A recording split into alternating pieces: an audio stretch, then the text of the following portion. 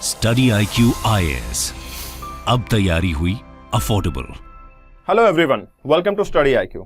सो friends, आज हम एक बहुत ही इंटरेस्टिंग टॉपिक पे डिस्कशन करने वाले हैं और टॉपिक होगा आपका कि जीएस ज्योग्राफी और ऑप्शनल ज्योग्राफी को जब हम प्रिपेयर करते हैं तो उनके सिलेबस में कितना डिफरेंस देखने को मिलता है।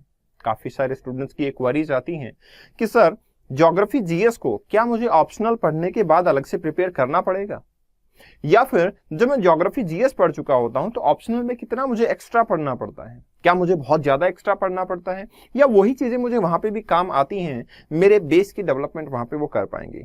आज हम एक कंपैरेटिव स्टडी, कंपैरेटिव एनालिसिस करने वाले हैं दोनों सिलेबस का, जीएस ज्योग्राफी का भी और आपके ऑप्शनल ज्योग्राफी का भी, और देखेंगे कि किस तरीके से जब आप अपने ऑप्शनल सब्जेक्ट को कवर कर चुके होते हो तो आपका सारा जीएस का सिलेबस कवर हो चुका होता है। एंड इवन जब आप जीएस ज्योग्राफी पढ़ते हो तो आपको बेसिक चीजें, बेसिक से भी कहीं ज्यादा चीजें तो पढ़ने की नीड है ही है।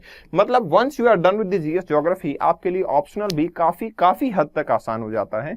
काफी सारा ऐसा सिलेबस है जो आप पहले से कवर कर भी चुके होते हैं। चलिए जानते हैं कि कैसे आपका ज्योग्राफी ऑप्शनल आपके जीएस की स्टडी को बढ़ा देता है। और यहाँ पे एक और इंपॉर्टेंट चीज है, मैं सिर्फ जीएस ज्योग्राफी पे ही बात नहीं करूंगा, इसके बाद आपका डिजास्टर मैनेजमेंट और एनवायरनमेंट के ऊपर भी हम फोकस करेंगे। देखेंगे कि यहाँ पे भी मुझे किस तरीके से फायदा मिलता है जब मैं ऑप्शनल ज्योग्राफी को प्रिपेयर करता हूं।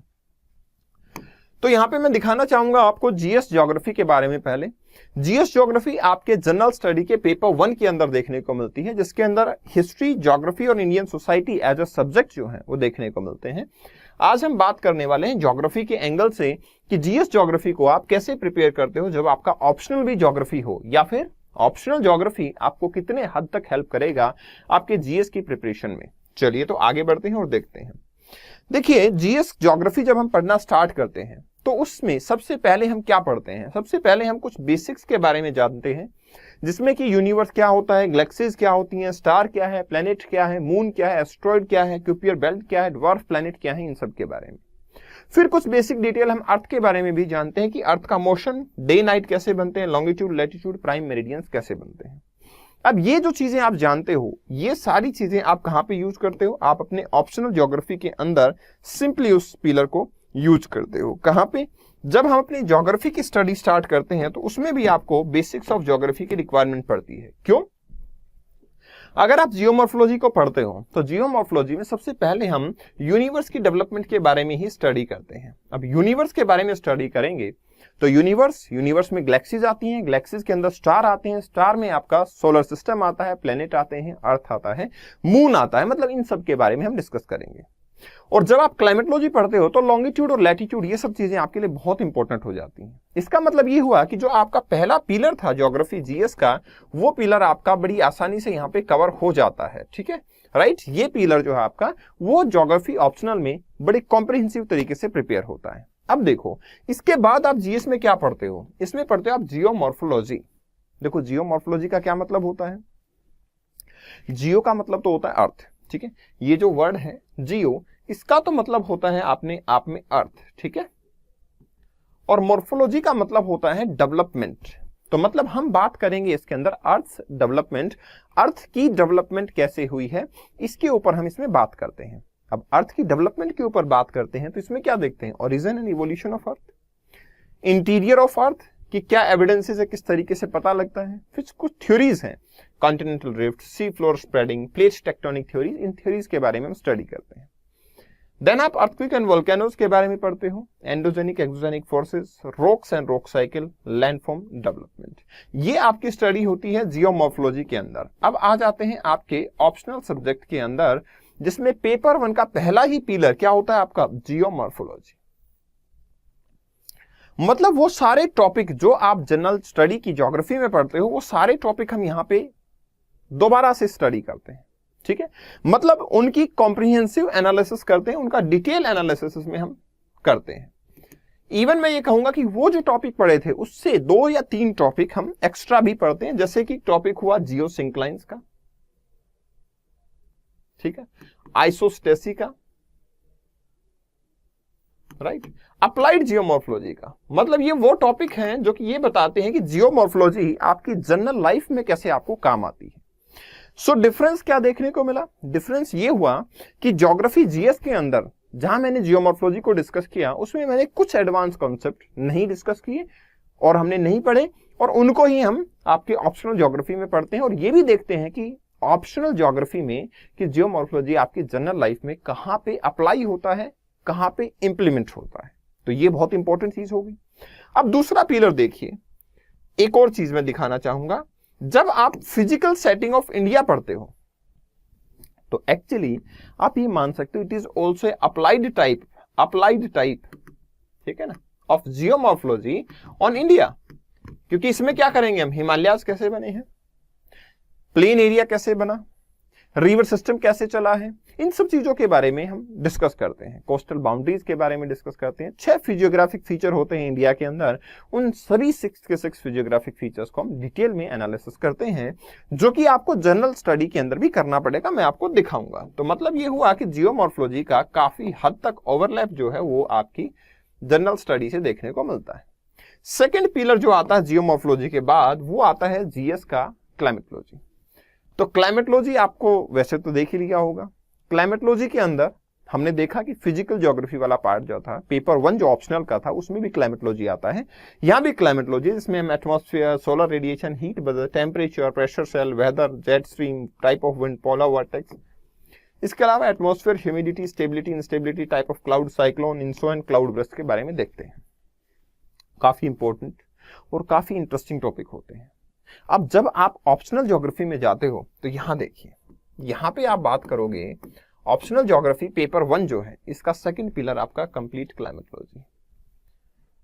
इसमें क्या होगा, कुछ थ्योरीज जो है वो ऐड हो जाएंगी, ठीक है, कुछ थ्योरीज जो है आपकी ऐड हो जाएंगी। क्लाइमेटिक क्लासिफिकेशन होगा, प्रेसिपिटेशन की टाइप्स होंगी, इस टाइम मतलब वही नॉलेज आप यहां पे क्या कर रहे होगे, इंप्लीमेंट। एंड देन जैसे हमने अप्लाइड जियोमॉर्फोलॉजी देखा था वैसे हम अप्लाइड क्लाइमेटोलॉजी को भी देखेंगे। मतलब क्लाइमेटोलॉजी आपकी जनरल लाइफ में कहां पे काम आती है उसके बारे में भी हम बात करेंगे।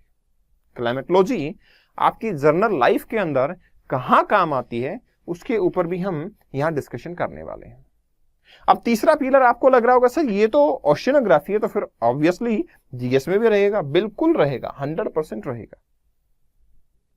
ओशियनोग्राफी जब आप जीएस के अंदर स्टडी करते हो तो आप क्या स्टडी करते हो, देखो यहां देखो, आप ओशियंस के अंदर स्टडी करते हो रिलीफ फीचर्स के बारे में कि इंटीरियर, जैसे हमारे पास क्या इमेजिनेशंस हैं, हमारी इमेजिनेशन ये है कि भाई सी फ्लोर, मतलब हमारी नहीं है अभी, पहले प्रीवियसली ज्योग्राफर्स की इमेजिनेशन हुआ करती थी कि सी फ्लोर जो काफी फ्लैट होगा, it's like a swimming pool जहां पे हमने पानी को फिलअप कर दिया है और वहां पे आपकी बहुत ही प्लेन सरफेस एरिया देखने को मिल रहा है। But it is not like that, ये कुछ वैसा नहीं है। ये क्या है फिर, ये सिचुएशन कुछ ऐसी है कि यहाँ पे भी जैसे अर्थ की तरह माउंटेन है, प्लेटूज हैं, प्लेन है, वैसे ही फीचर्स यहाँ पे भी देखने को मिलते हैं, लाइक सी माउंट, ग्योट्स, ठीक है, सबमरीन कैनियंस या फिर आपके ट्रेंचेस, ये सब चीजें देखने को मिलती है। तो we will discuss them. Then temperature और सैलिनिटी दोनों इंपॉर्टेंट प्रॉपर्टीज होती हैं ओशन वाटर की, उनके बारे में हम एनालिसिस करेंगे क्योंकि ये इतनी इंपॉर्टेंट प्रॉपर्टीज है। इन्हीं की वजह से आपके क्या होता है, मूवमेंट ऑफ ओशन वाटर होता है, मूवमेंट ऑफ ओशन वाटर, ठीक, ओशन वाटर का मूवमेंट इन्हीं के थ्रू देखने को मिलता है। तो यहां आपका मूवमेंट ऑफ ओशन वाटर देखने को मिलेगा। अब ओशन वाटर का जो मूवमेंट है वो तो हमारे लिए बहुत जरूरी है। दैट्स व्हाई हम टेम्परेचर और सैलिनिटी के पैटर्न को एनालिसिस करते हैं एंड देन ऑनवर्ड डेंसिटी के बारे में देखेंगे और फिर यहां मूवमेंट के बारे में बात करेंगे, जिस मूवमेंट में वेव्स आती हैं, टाइड्स आती हैं, ओशियन करंट आते हैं। अब आपको पता है कि जैसे ह्यूमन पॉपुलेशन जैसे से बढ़ती जा रही है तो हमारी जो नीड्स हैं they are not getting fulfilled from the earth itself, मतलब कॉन्टिनेंटल पार्ट। इसलिए हम क्या करते हैं, हम ओशियन के अंदर भी लगातार एक्सप्लोरेशन कर रहे होते हैं। तो एक्सप्लोरेशन होगा तो मतलब मेरीन रिसोर्सेज के बारे में भी हम डिस्कस करेंगे। हम जानने की कोशिश करेंगे कि मेरीन रिसोर्सेज जो है वो क्या है, किस टाइप के मेरीन रिसोर्सेज हमें मिलते हैं, कितने टाइप के मेरीन रिसोर्सेज हमें देखने को मिलते हैं, इन सब चीजों के बारे में हम यहाँ पे डिस्कशन करेंगे। फिर हम ओशियन डिपॉजिट्स में जैसे कॉरल्स के बारे में, ओशियन थर्मल एनर्जी कन्वर्जन, मतलब ओशियन की जो थर्मल एनर्जी है उसके कन्वर्जन के बारे में बात करेंगे कि कैसे हमारे लिए वो हेल्पफुल होगी। अब राइट देयर इन ऑप्शनल आ जाओ, ओशियनोग्राफी है, वो सारे टॉपिक तो डिस्कस करेंगे ही। इसके अलावा हम ओशियंस के अंदर अलग अलग टाइप्स ऑफ डिपॉजिट पे बात करते हैं एक्स्ट्रा, जैसे कि पैलेजिक डिपॉजिट होते हैं, ठीक है ना। तो मतलब ये हुआ कि डिपॉजिट्स जो हैं या मिनरल रिसोर्सेज जो हैं उसको थोड़ा सा डीप में पढ़ना। इसके अलावा ऑपरेशंस कि हम क्या क्या ऑपरेशंस ऐसे हमने एग्जीक्यूट किए हैं, सी सरफेस ड्रिलिंग किया है हमने पॉलीमेटलिक नोड्यूल्स के बारे में स्टडी किया है, उसको आइस इंटरनेशनल सीबेड अथॉरिटी से हमने गेन करने की कोशिश की है। इन सब के बारे में भी हम बात करेंगे। देन आफ्टर हम किसके ऊपर फोकस करेंगे, हम ओशियन लॉज के ऊपर बात करेंगे। ओशियन लॉ, तो ओशियंस के क्या लॉज हैं, क्या रूल्स एंड रेगुलेशंस हैं, इनके ऊपर भी हम डिस्कशन लेंगे। इसके बाद अप्लाइड ओशियनोग्राफी, जैसे कि आपका जियोमॉर्फोलॉजी और क्लाइमेटोलॉजी है, वैसे ही अप्लाइड ओशियनोग्राफी पे भी हम डिस्कशन करेंगे। फिर आता है आपका बायोजियोग्राफी। बायोजियोग्राफी, अब बायोजियोग्राफी की बात करते हैं तो ये बायोजियोग्राफी ऑप्शनल का पार्ट है। क्या ये वहां पे भी है बायोजियोग्राफी? तो you will see yes, biogeography यहां का भी पार्ट है, जिसमें हम सॉइल और उसके कैरेक्टरिस्टिक्स के बारे में, सॉइल प्रोफाइल के बारे में, सॉइल के फॉर्मेशन के बारे में, फैक्टर्स के बारे में, टाइप्स के बारे में, erosion, conservation, soil health card, इन सब चीजों के बारे में डिस्कस करते हैं। और वही आपका बायोजियोग्राफी का पार्ट यहां पे भी जब हम डिस्कशन में लेके आते हैं तो बायोजियोग्राफी में हम क्या डिस्कस करेंगे, हाउ सॉइल डेवलप, वही सॉइल प्रोफाइल के बारे में, nutrient, different type of soil कैसे लैक करती है, कैसे फॉर्म होती है, इरोजन कैसे होते हैं, इन सब के बारे में बात करेंगे। इसके साथ साथ में हम कुछ बायोडाइवर्सिटी के बारे में भी यहां डिस्कशन करते हैं। और क्या करते हैं, आपका different area of the world के अंदर कहां पे आपकी कौन सी टाइप की सॉइल बनेगी उसके बारे में बात करते हैं। ये कुछ चीजें एक्स्ट्रा हैं जिसके बारे में हम देखते हैं। अब देखो, ये वाला पिलर आप ज्योग्राफी में नहीं पढ़ते, जीएस में, लेकिन हाँ जब आप जनरल स्टडी पेपर 3 को प्रिपेयर करते हो उसमें आप एनवायरमेंट की स्टडी करते हो। अगर आप यहां ऑप्शनल ज्योग्राफी नहीं भी लेते हो तो भी आपको एनवायरमेंट स्टडी करना पड़ेगा। That environment will be taught right here. मतलब इन टोटल मैं ये कहना चाहता हूं, ये 5 पिलर आपके ज्योग्राफी ऑप्शनल पेपर 1 के ऐसे हैं जिनको आप अगर ऑप्शनल ना लोगे तो भी पढ़ना पड़ेगा। तो अगर आप ऑप्शनल लेते हो तो आपके वो वाला पार्ट भी कवर हो गया, ये वाला पार्ट भी कवर हो गया, that's become a smart choice. अब आ जाओ इधर ह्यूमन ज्योग्राफी पे। ह्यूमन ज्योग्राफी से पहले मैं आपको पेपर 2 के बारे में बताना चाहूंगा कि जो कि पेपर 2 यहां पे भी आपको देखने को मिल जाता है। फिजिकल ज्योग्राफी ऑफ इंडिया, जिसमें इंडिया की history, frontier, physiography, drainage, river interlinking, India का climate, natural vegetation, industries, resources, transportation, communication, agriculture in India. और वही चीज आपको यहां देखने को मिलेगी। क्या? इंडिया की फिजिकल सेटिंग, इंडिया के resources, agriculture in India, industries, transportation और सेटलमेंट। ये सब पिलर हुए जो आप जनरल स्टडी के अंदर भी रीड आउट करते जा रहे हैं। हाँ, cultural setting, regional development, political aspect and contemporary, आपने रीजनल उसमें नहीं पढ़ा, लेकिन अभी देखना आप ह्यूमन ज्योग्राफी पे आ जाओ। आप come to human geography, here is human geography, जिसमें पॉपुलेशन थ्योरीज के बारे में बात करते हो, माइग्रेशन, सेटलमेंट, ह्यूमन डेवलपमेंट और सोशल एस्पेक्ट। अब यहां देखो human geography you will found here, जिसमें पर्सपेक्टिव इन ह्यूमन ज्योग्राफी के अंदर हम अलग अलग थॉट प्रोसेस के बारे में पढ़ते हैं कि ह्यूमन ज्योग्राफी क्यों आया, कैसे आया, एनवायरमेंट से हमारा कैसा रिलेशन है, मैन अपने आप को अडॉप्ट करता है एनवायरमेंट के हिसाब से या नेचर हिसाब से अडॉप्ट कर रही है, क्या प्रोसेस देखने को मिलता है, इसके बारे में हम जानेंगे। इकोनॉमिक ज्योग्राफी कंप्लीट वही पिलर है जो हम यहाँ पे देखते हैं। इकोनॉमिक ज्योग्राफी का मतलब होगा कि एक आदमी क्या काम करता है, इंडस्ट्री कहाँ डेवलप हो रही है, ट्रांसपोर्ट कैसा है, एग्रीकल्चर कैसा है, इस टाइप की चीजें हम देखते हैं। मतलब ये वाला पार्ट आपके यहाँ पे ओवरलैप करता है, जो कि जनरल स्टडी में भी ओवरलैप करता है। Population and settlement geography, similarly यहाँ देखो सेटलमेंट यहाँ भी पढ़ रहे हो आप, पॉपुलेशन डेवलपमेंट आप वहां भी पढ़ रहे हो। तो ये पॉपुलेशन डेवलपमेंट आप सेम टॉपिक दोनों पेपर में पढ़ते हो। रीजनल प्लानिंग जो आप यहां पढ़ते हो, उस रीजनल प्लानिंग एंड डेवलपमेंट को आप पेपर 2 में भी पढ़ते हो। मतलब ये हुआ कि आपका पेपर 1 और पेपर 2 जो 4 टॉपिक बचे थे पेपर 2 के, वो भी पेपर 1 के अंदर कवर हो जाते हैं। तो एग्जैक्टली मैं ये बोलूंगा, ज्योग्राफी ऑप्शनल आप जब प्रिपेयर करते हो तो मॉडल्स थ्योरीज को पढ़ रहे हो, इन मॉडल थ्योरीज को आप पॉपुलेशन थ्योरीज में यहां भी पढ़ते हो, जो आपकी जनरल स्टडी में काम आता है। तो in total what I want to say कि जब आप ज्योग्राफी जीएस को प्रिपेयर कर रहे होते हो तो आप मोस्ट ऑफ द सिलेबस को कवर कर लेते हो।